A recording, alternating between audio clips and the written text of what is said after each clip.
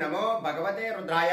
సనాతన ధర్మం ప్రేక్షకులందరికీ కూడా నా హృదయపూర్వక నమస్సుమాంజలి. 8 ఫిబ్రవరి 2026 మనకి మాఘమాసం కృష్ణపక్షంలో వచ్చేటటువంటి సప్తమి తిథి ఆదివారం నాడు స్వాతి నక్షత్రంతో కూడి వచ్చింది. దీనినే భాను సప్తమి అంటారు.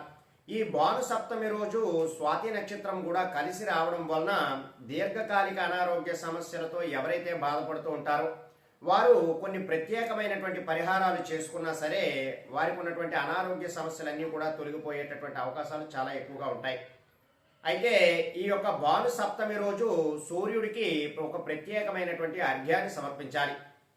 మీరు 7 జిల్లేడు ఆకులతో స్నానం ఆచరించిన తరువాత ఆ సూర్యుడికి ఎదురుగా నిలబడి మీరు కొద్దిగా రాగి చెంబులో నీళ్లను తీసుకుని దానిలో కొద్దిగా పసుపు కుంకుమ గంధమును కూడా వేసి ఆ స్వామి వారికి అర్ఘ్యాన్ని సమర్పించాలి.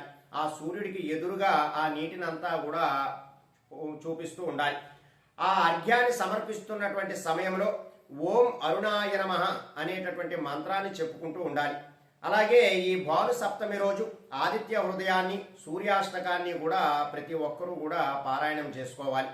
అలాగే ఎక్కువగా దీర్ఘకాలిక అనారోగ్య సమస్యల నుండి మనం విముక్తి పొందడానికి కేజింపావు గోధుమలను ఒక ఎర్రటి క్లాత్లో కట్టి దగ్గరలో ఉన్నటువంటి బ్రాహ్మణులకు కానీ లేదా ఎవరైనా పేదవారికి కానీ ఇవ్వడం ద్వారా మంచి అద్భుతమైనటువంటి ఫలితాలు ఉంటాయి. సాధారణంగా చాలామందికి నరఘోష అనేటటువంటిది కూడా ఉంటుంది. ఒక ప్రత్యేకమైనటువంటి హారతి ఈ సూర్యుడికి సమర్పించడం ద్వారా వారికి ఉన్నటువంటి నరఘోష నరపీడ తొలగిపోయేటటువంటి అవకాశాలు ఎక్కువగా ఉంటాయి.